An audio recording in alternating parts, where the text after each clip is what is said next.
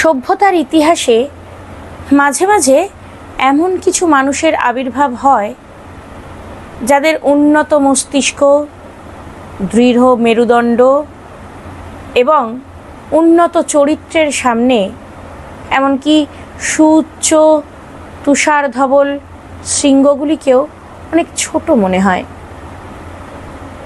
ভারতবর্ষের স্বাধীনতা সংগ্রামের ইতিহাসে, এমনকি আজও পর্যন্ত ভারতবর্ষের ইতিহাসে বিপ্লবী মাস্টারদা সূর্য সেন এমনই এক চির উন্নত নাম। আমি মহুয়া আজ তাহাদের কথা সিরিজটিতে সময় আপডেটসের ইউটিউব চ্যানেলে আলোচনা করব সেই মানুষটির কথা। চলুন শুরু করি। সাংঘাতিক কাণ্ড। চট্টগ্রাম শহরের অল্প বয়সী কিছু ছেলে এক মাস্টার দাদার বুদ্ধিমতো ইংরেজ পুলিশের সঙ্গে লড়ে তাদের গোলা বারুদের ভাণ্ডারটিকে দখল করে নিয়েছে। আগুন লাগিয়ে দিয়েছে সেই অস্ত্রাগারে, আগুন লাগিয়েছে টেলিফোন আর টেলিগ্রাফের অফিসেও। ট্রেনে করে যে ইংরেজরা শহরে আসবে তারও উপায় রাখেনি তারা। দু জায়গায় রেলের লাইন ভেঙে ফেলেছে, সেখানে মালগাড়ি উল্টে ট্রেন চলাচল বন্ধ। চট্টগ্রাম ইংরেজ শাসন থেকে মুক্ত এমন এক ঘোষণা করেছে সেই ছেলের দল। ওরা পুড়িয়ে দিয়েছে ইংরেজ পুলিশ ঘাঁটিতে উড়তে থাকা ব্রিটিশ পতাকা ইউনিয়ন জ্যাক। সেখানে উড়ছে স্বাধীন ভারতের পতাকা। ভারতবর্ষ শাসন করতে এসে ইংরেজরা বোধহয় এমন মার এর আগে কমই খেয়েছে। তারা মনের সুখে রাজ্যপাট চালিয়েছে এতদিন। ভারতবাসী দিনের পর দিন খেটে গেছে আর সেই খাটুনির ফল ভোগ করেছে সাদা চামড়ার ইংরেজ। প্রতিবাদ করতে গেলেই এদেশের মানুষের কপালে জুটেছে অত্যাচার। এদেশে রাজত্ব করতে এসে তাদের স্পর্ধা একেবারে আকাশ ছুঁয়েছে। কোনো কোনো প্রতিষ্ঠানে সাদা চামড়ার লোক ছাড়া অন্য কারো ঢোকার অনুমতি পর্যন্ত নেই। রেস্তোরাঁর গায়ে নোটিশ ঝুলছে, কালো চামড়ার লোক এবং কুকুরের প্রবেশ নিষেধ। কিন্তু এমন অন্যায় বেশি দিন চলে না। প্রতিবাদ হবেই, প্রতিরোধ গড়ে উঠবেই। ঠিক যেন রূপকথার রাজপুত্রদের মতো লড়াই করে দেশ থেকে দানবদের তাড়াতে চেয়েছে চট্টগ্রামের এই ছেলের দল। তাদের মনে হয়েছে ভারতবর্ষের একটা জায়গায় যুদ্ধ করে যদি ইংরেজদের তাড়ানো যায়, সারা দেশ তাহলে জেগে উঠবে। আর সকলেই তখন মনে করবে তাহলে তো আমরাও এমনভাবে লড়াই করে ইংরেজদের অত্যাচার বন্ধ করতে পারি, তাদের তাড়াতে পারি। দেশ আমাদের মা, সেই ভারত মাতাকে ইংরেজ দানবের কবল থেকে মুক্ত করতে পারি। এই ছেলের দলকে দেশের কথা বলে খেলাধুলো, বন্দুক চালানো শিখিয়ে ইংরেজদের বিরুদ্ধে লড়বার উপযুক্ত করে গড়ে তুলেছেন এক অঙ্কের শিক্ষক। তাকে সবাই মাস্টারদা বলে ডাকে। কে এই মাস্টারদা, যার কথায় ছেলের দল ইংরেজদের বিরুদ্ধে মরণপণ লড়তে পারে? চট্টগ্রামের মানুষ জানে এই রোগা সাধারণ চেহারার ধুতি পরা মানুষটির নাম সূর্যকুমার সেন। কেমন মানুষ এই মাস্টারদা? সবাই তাকে কেন এত সম্মান করে? সূর্য সেনের বিপ্লবের অন্যতম সাথী বিপ্লবী অনন্ত সিংহের কথায় কে জানতো যে আত্মজিজ্ঞাসায় মগ্ন সেই নিরীহ শিক্ষকের প্রশান্ত চোখ দুটি একদিন জ্বলে উঠে মাতৃভূমির শতাব্দীব্যাপী অত্যাচারের প্রতিশোধ নিতে উদ্যত হবে। 1857 সালে সিপাহী বিদ্রোহ দমনের জন্য বর্বর অমানুষিক অত্যাচারের প্রতিশোধ, জালিয়ানওয়ালাবাগের নৃশংস হত্যাকাণ্ডের প্রতিশোধ। কে জানতো সেই শীর্ণ বাহু ও ততোধিক শীর্ণ পদযুগলের অধিকারী একদিন সাম্রাজ্যবাদী ইংরেজ রাজশক্তির বৃহত্তম আয়োজনকে ব্যর্থ করে তার সমস্ত ক্ষমতাকে উপহাস করে বৎসরের পর বৎসর চট্টগ্রামের গ্রামে গ্রামে বিদ্রোহের আগুন জ্বালিয়ে তুলবে। এহেন মাস্টারদা মানে সূর্য সেন 1894 সালের 22শে মার্চ চট্টগ্রামের রাউজান থানার নোয়াপাড়ায় জন্মগ্রহণ করেন। তার পিতার নাম রাজমণি সেন ও মায়ের নাম শশীবালা সেন। তাদের 2 পুত্র ও 4 কন্যার মধ্যে বিপ্লবী ছিলেন চতুর্থ সন্তান। কিন্তু শৈশবেই পিতৃমাতৃহীন সূর্য সেন মানুষ হন কাকা গৌরমণি সেনের কাছে। ছেলেবেলা থেকেই তিনি ছিলেন মেধাবী ও মনোযোগী ছাত্র। কিছুটা গম্ভীর প্রকৃতির হলেও ধর্মভাবাপন্ন সূর্য সেনের জীবনে যুগাচার্য স্বামী বিবেকানন্দ ও ভগবান ঠাকুর শ্রী শ্রী রামকৃষ্ণদেব ছিলেন পথপ্রদর্শক। তাই মুশকিল হলো মাস্টারদাকে বাইরে থেকে দেখে বোঝবার উপায় রইল না তিনি এত বড় একজন নেতা। তার পোশাক খুবই সাদাসিধে, বাঙালির ধুতি পাঞ্জাবি অথবা ধুতি শার্ট। রঙিন জামা তিনি পরতেন না। কথা যেমন কম বলতেন, তেমনি তার হাঁটা চলার শব্দ প্রায় শোনাই যেত না, এমনকি খরম পায়ে হাঁটলেও না। এই রকম যে মানুষটি, তিনি যে কি করে এত ছেলেকে ভারতের মুক্তির নেশায় খেপিয়ে তুললেন, রাইফেল বন্দুক নিয়ে ইংরেজদের বিরুদ্ধে লড়লেন, এ ভারী আশ্চর্যের কথা। উমাতারা হাই স্কুলের অঙ্কের শিক্ষক সূর্যকুমার সেন প্রীতিলতা ওয়াদ্দেদার অর্থাৎ বিপ্লবী প্রীতিলতা ওয়াদ্দেদার, যাকে ডাকতেন মাস্টারদা নামে, খুবই সহজ সাধারণ মানুষ, কিন্তু তাকে ঠকাবার উপায় নেই। তার চোখের দিকে তাকালে কিচ্ছু লুকোনো যায় না। ছেলেরা তার কথায় ভোর 4টের সময় ঘুম থেকে উঠে ময়দানে গিয়ে ব্যায়াম করে, সংস্কৃত স্তোত্র আবৃত্তি করে। কোনো দিন ভোরবেলায় তারা দেওয়ানজির পুকুর পাড়ে পৌঁছে দেখে মাস্টারদা আরও অনেক আগেই উঠে পড়ে রামকৃষ্ণ স্তোত্র গান করছেন।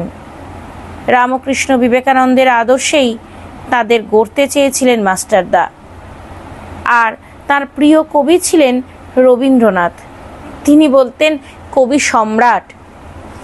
রবি ঠাকুরের বহু কবিতা তিনি অনর্গল আবৃত্তি করতেন, ছেলেদেরও পড়তে বলতেন। আর বারবার বলতেন রবীন্দ্রনাথ ভারতবর্ষের এক মস্ত সম্পদ। ছাত্রদের তিনি আত্মশ্রদ্ধাশীল হতে শেখাতেন, আদর্শবান হতে বলতেন।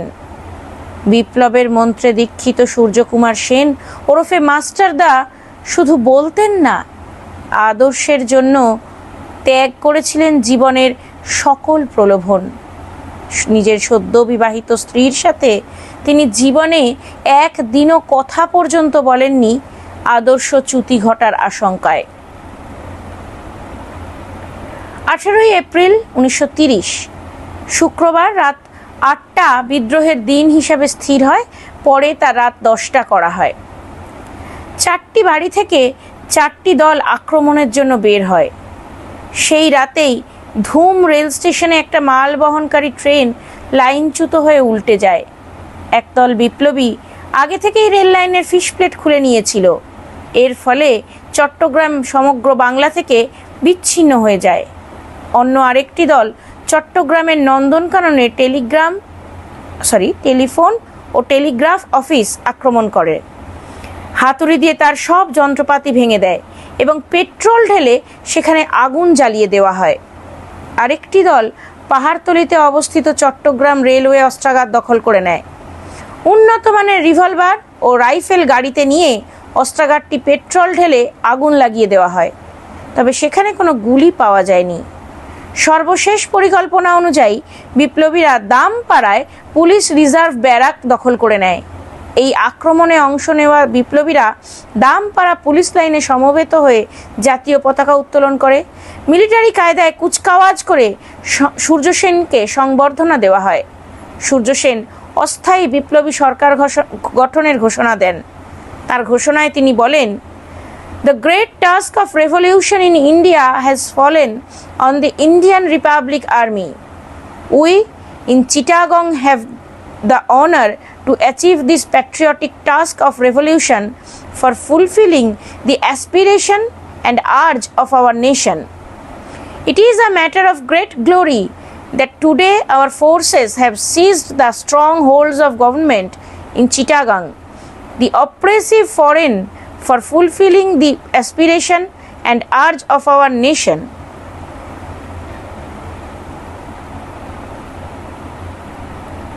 The oppressive foreign government has closed to exist. The national flag is flying high.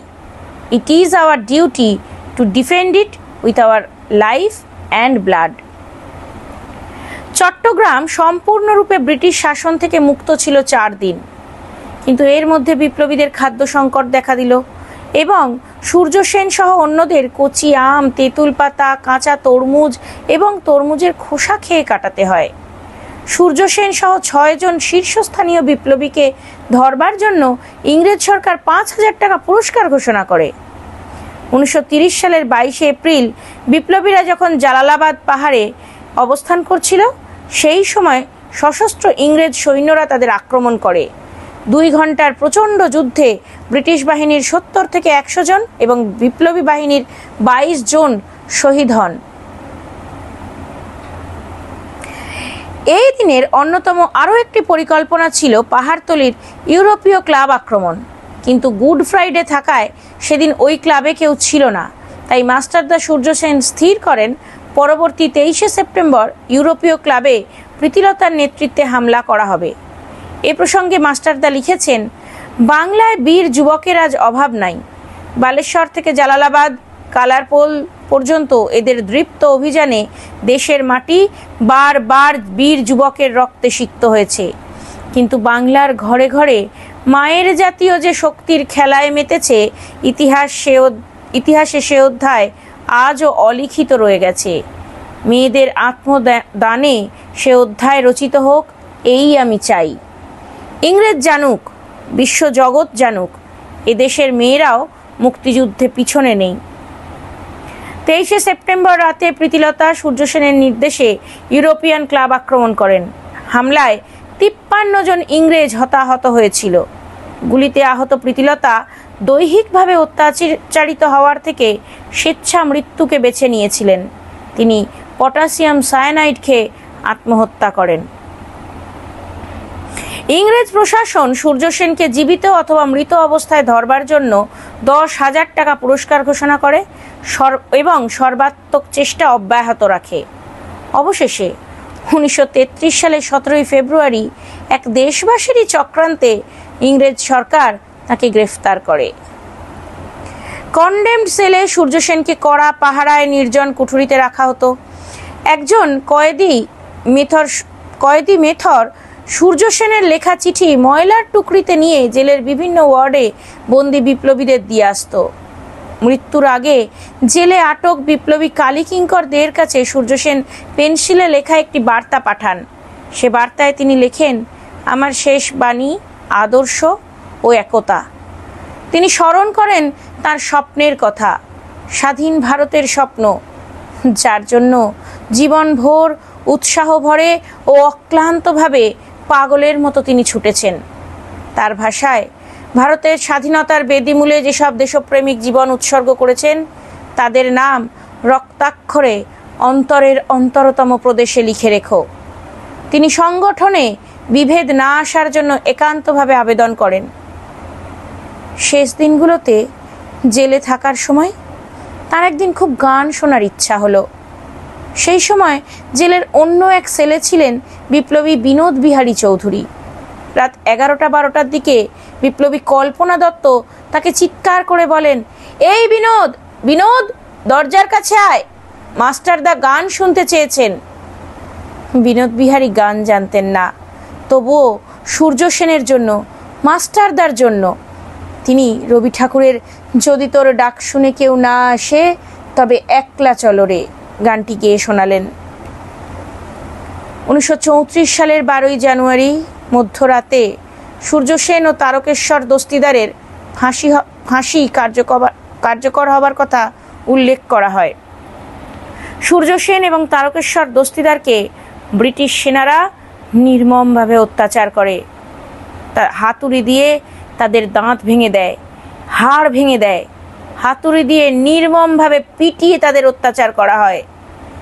এরপর তারা অজ্ঞান হয়ে যান। নিষ্ঠুরভাবে তাদের অর্ধমৃত দেহ দুটিকে ফাঁসিতে ঝুলিয়ে দেওয়া হয়। সূর্য সেন ও তারকেশ্বর দস্তিদারের লাশ এমনকি আত্মীয়দের হাতে হস্তান্তরও করা হয়নি এবং হিন্দু সংস্কার অনুযায়ী তাকে পোড়ানোও হয়নি। ফাঁসির পর লাশ দুটো জেলখানা থেকে ট্রাকে করে 4 নম্বর স্টিমার ঘাটে নিয়ে যাওয়া হয়। তারপর ব্রিটিশ ক্রুজার দি রিনাউন তুলে নিয়ে গিয়ে লোহার টুকরো বেঁধে বঙ্গোপসাগর আর ভারত মহাসাগরের সংলগ্ন একটা জায়গায় ফেলে দেওয়া হয়। কিন্তু বিপ্লবী মরে, বিপ্লব মরে না। চট্টগ্রামের মাস্টারদা শত সহস্র মাস্টারদা হয়ে, শত সহস্র ছাত্রের বুকে বিপ্লবের দাবানল হয়ে ছড়িয়ে পড়েন। 12ই জানুয়ারি ভারতবর্ষে জাতীয় যুব দিবস হিসাবে পালন করা হয়। কিন্তু শুধুমাত্র একটি দিবস হিসাবে পালন না করে স্বামীজির আদর্শকে পাথেয় করে যিনি তার জীবন উৎসর্গ করেছিলেন, সেই মাস্টারদা সূর্য সেন, তার মৃত্যুদিনটাও কিন্তু তার গুরুদেবের জন্মদিনের দিনেই, অর্থাৎ 12ই জানুয়ারি। আজ শুনলাম তার কথা। মাঝে মাঝে মনে হয় জানেন তো, যে এই রকম যে সমস্ত মানুষ ছড়িয়ে ছিটিয়ে রয়েছেন, এই সমস্ত মণিমুক্তার খোঁজ যদি আমরা না করি, তাহলে কীরকম দেশদ্রোহিতার মতো অন্যায় করা হয়। তাই সময় আপডেটসের ইউটিউব চ্যানেলে আসছে তাহাদের কথা সিরিজটিতে এই রকমই কিছু মানুষের কথা আমি মহুয়া আলোচনা করছি আপনাদের সঙ্গে। আপনারা যদি ভালো লাগে, আপনাদের মনে হয় যে এই সিরিজটি আপনাদের ভালো লাগছে, তাহলে সময় আপডেটসের ইউটিউব চ্যানেলটিকে সাবস্ক্রাইব করবেন, তাদের ফেসবুক পেজটিকে ফলো করবেন, আর ভিডিওগুলি কেমন লাগছে আপনাদের মূল্যবান মতামত আপনারা কমেন্টের মাধ্যমে আমাদেরকে জানাবেন। খুব আনন্দ পাবো।